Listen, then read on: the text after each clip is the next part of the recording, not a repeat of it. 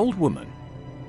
On the outskirts of a small, forgotten village stood a dilapidated house cloaked in shadow.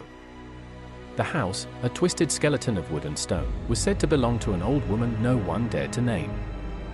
Children whispered of her, elders avoided the topic, and travelers who passed by rarely returned to tell their tales. The old woman wasn't merely an eccentric recluse. She was something else, something ancient, something wrong. Her name had faded from memory, but her legend remained. They said she was born with eyes as black as tar, never cried as a baby, and grew up speaking to things no one else could see. The stranger's visit. One cold October night, a desperate wanderer named Caleb found himself lost on the outskirts of the village. The villagers had warned him, but hunger and exhaustion silenced his caution. Against his better judgment, he approached the house. The air grew colder as he neared the rotting porch. The windows were shrouded with grime, but behind them, a faint light flickered. Before Caleb could knock, the door creaked open. "Come in," rasped a voice, dry as dead leaves. Inside, the house smelled of mildew and decay.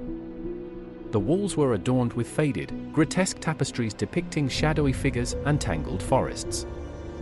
In the center of the room, the old woman sat in a rocking chair, her face obscured by a veil of stringy gray hair.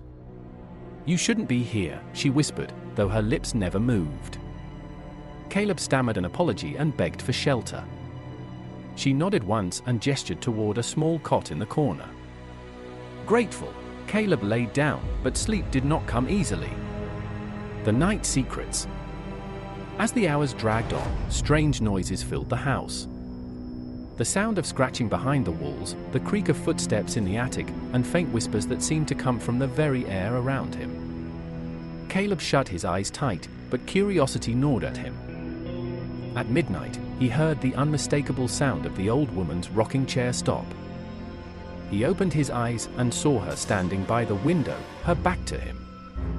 She was humming a tune, low and haunting. Then, without turning, she spoke. "They come for you now." The words sent a shiver through Caleb's spine. He sat up, only to find the room filled with shadows that didn't belong to the flickering candlelight. The shadows writhed and twisted, growing long, clawed hands and hollow, grinning faces. The truth revealed. Panicking, Caleb ran for the door, but it wouldn't budge. The old woman turned to face him, her face no longer human. Her eyes were empty sockets, her mouth a gaping hole filled with rows of jagged teeth. Her hands stretched unnaturally long, with fingers that bent in impossible directions. "You entered uninvited," she hissed, her voice echoing like 1,000 screams. "Now you belong to the house."